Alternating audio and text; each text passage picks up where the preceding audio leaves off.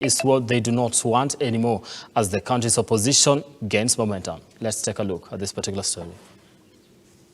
I call upon the President-elect to come forward together with the First Lady in waiting. When the Kenya Kwanza government administration took power, they wanted a vibrant and active opposition, raising questions on who exactly will take up the role after the longest opposition leader seemed like he was hanging his boots.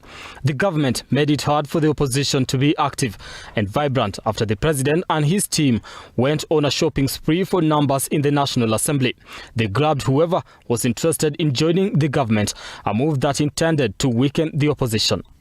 I think it will not have worked out well if the presidency allowed the opposition to control parliament. Because remember that everything that the current government does has its beginning in parliament in terms of policy decisions. So any policy decisions that they pass have to be approved by parliament, which is the oversight body. And that only made sense that then the government was going to ensure that it has the numbers in parliament to enable it to work.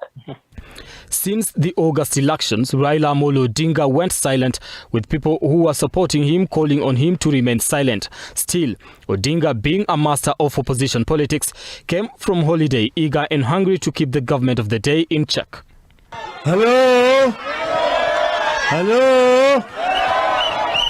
Mimi tangu tarehe 15 mwezi wa Agosti nilienda chini. Assisted by the co-principals Kalonzo Musyoka and Martha Karua, Odinga seemed to be keeping the Kenya Kwanza on its toes on different issues, putting emphasis on the promises they have not delivered on. Ulisema gharama ya unga itatoka 200 tarudi 70. Imerudi chini. Imerudi chini. Walisema ati bei ya mafuta itashuka. Imeshuka. Walisema kodi ya nyumba itashuka. Imeshuka. Nauli ya matatu imeshuka. This, however, has not settled down well with the Deputy President Gachagua and the President William Ruto. If we need advice, we know where to get advice, but not from you. Wewe kwenda upumzike na ukae kwako nyumbani. The Kenya Kwanza government asked for an opposition that to some extent they don't want to have them kept in check.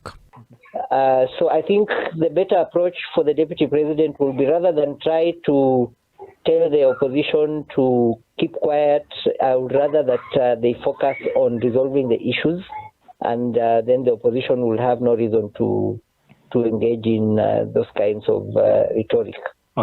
The Constitution, however, does not have an opposition office. This then leaves the mandate of keeping the government in check to the parliament. However, this is hard with the government, which has a majority in the August House. A strong opposition keeps any government on its toes and ensures it delivers on the promises. But is the opposition in Kenya too hard on the government? I think it will. I would prefer an opposition that goes head on with government rather than a government that is not checked by the opposition. Because the reason for that, at the end of the day, it's only you and me, the normal Kenyans, who suffer most when the government and the opposition are perhaps sleeping in one bed. For lack of a better word, but I think it is good that the current government gets that kind of check, those kinds of checks from the opposition. It only makes it better for. He has been an opposition leader for better time of his political career. Playing opposition politics for Odinga is not something new. After the 2018 handshake, pundits argue that he forgot his roots and people. Raila Odinga and his camp seem to be taking shape and reviving the once vibrant opposition politics in the country. Brian Amuai, Look Up TV, Nairobi. Alikuwa analeta ile porojo